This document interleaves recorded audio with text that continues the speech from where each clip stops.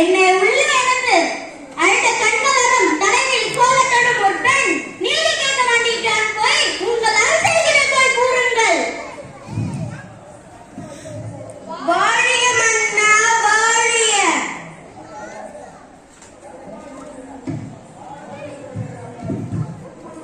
அரசே அரசே, நம் அரண்மனை வாயிலும் ஒரு பெண் அழுத கண்களோடும் தலையில் கோலத்துடனும் வந்து நிற்கிறார்.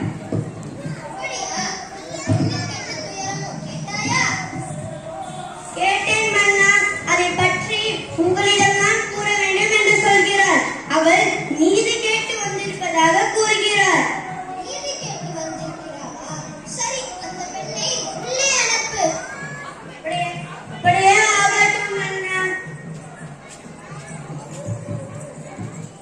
அரசர் உங்களை உள்ளே அழைக்கின்றார்.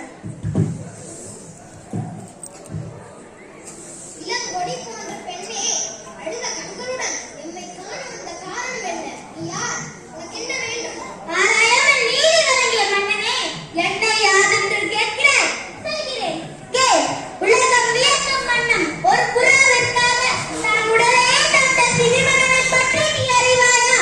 பார்ப்போர்க்கும் பசுமை மக்கள் தெய்வமட்டமான தன் கன்றை தேர்காலிட்டு தான் மகனை அடை தேர்காலிட்ட மனுடைய சோழனை பற்றி நீ அறிவாயா?